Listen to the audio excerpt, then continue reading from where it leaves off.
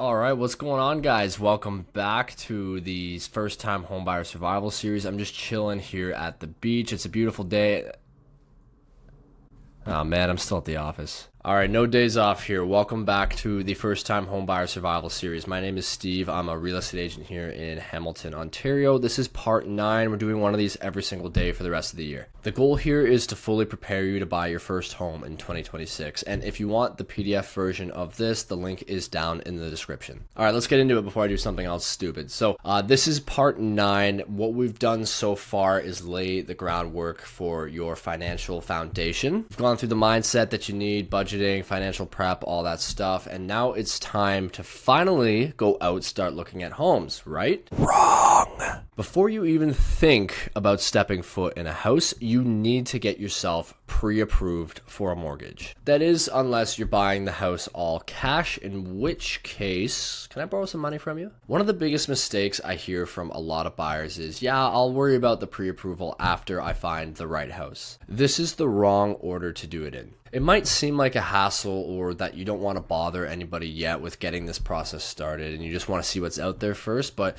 skipping the pre-approval is basically the same as going shopping without checking if you even brought your wallet with you. Imagine you're going Christmas shopping, you want to buy a new TV, you go grab the one that you like, you bring it up to the cash register, you pull out your wallet just to find out that there's no money in it, or that you forgot your wallet at home or something because you never actually bothered to check until you found the TV you wanted. Doesn't really make much sense. Now, sure, with a TV, you can always just come back and buy it later. They're not really in short supply, but with a house, you can't really do that. If you find a house that you like, the chances of it still being available a week later aren't really that high. In real estate, time is of the essence. The homes that buyers actually like are the ones that get scooped up quickly. Even in a market like today where it's more of a buyer's market and things are sitting for a while, the homes that you actually like, the ones that you actually want to buy, those are the ones that are in good condition, they're in great neighborhoods, they're priced reasonably. The ones that actually attract you through the door as buyers are getting scooped up quickly. This actually just happened to a client of mine the other day. I sent him a few listings I knew he would like.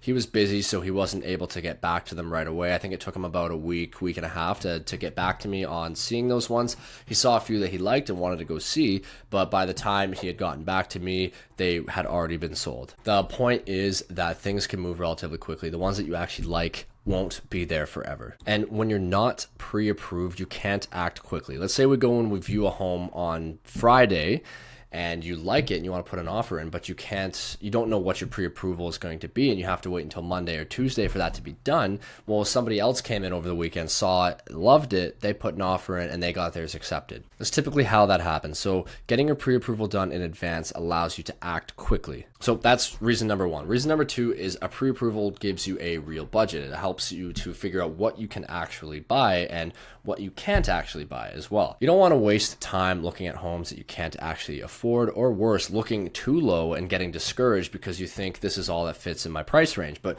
maybe you get that pre-approval back and you can actually afford a little bit more than what you thought you could. Those online mortgage calculators, like I mentioned in a previous video, are okay for a rough idea, but they are not accurate enough to be relying on. So there's two situations, right? You might think that you can afford more than you actually can because you trusted the online calculator, or you think you can afford less than you actually can, so you're only looking at homes at the bottom of the market, and then you end up getting disappointed because it's not going to fit what you actually want for your life. Getting your pre-approval solves both those problems. Getting yourself pre-approved also helps massively when you go to submit an offer because sellers want certainty.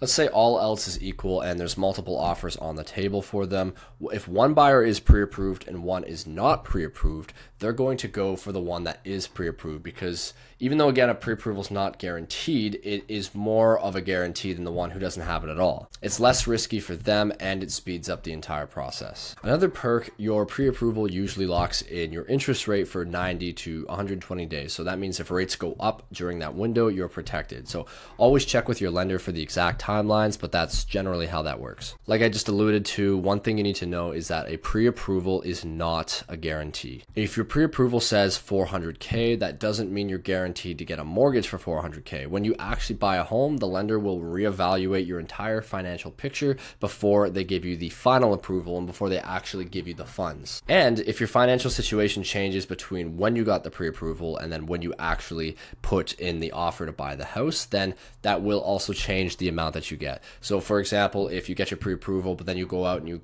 apply to finance a car and you get a car loan, well, then your pre-approval is going to change because the overall debt load that you're carrying has gone up. So lenders don't want to give you as much money because that's going to put you over the threshold that they're comfortable lending on. That's why everything that we talked about in the previous videos matters. Your credit score, your savings, your down payments amount, income stability, debt load, all of this stuff will affect your pre-approval and how much that you can qualify for. Even if you're not ready to buy just yet or within that 120-day window, there's no real major downside to getting pre-approved just to see where you stand. It can help you understand what your realistic purchase price is, how much of a down payment you will need, and what your monthly payments might look like. And your pre-approval amount may change depending on the property type too. So for condos, it can tend to be a little bit more because the lenders are factoring in your condo fees as well to your overall monthly payments. So that will affect your overall ability to qualify to finance something. And if you have any debts like student loans or car payments that impact your approval as well, then paying off those, especially the high interest ones, will definitely help you to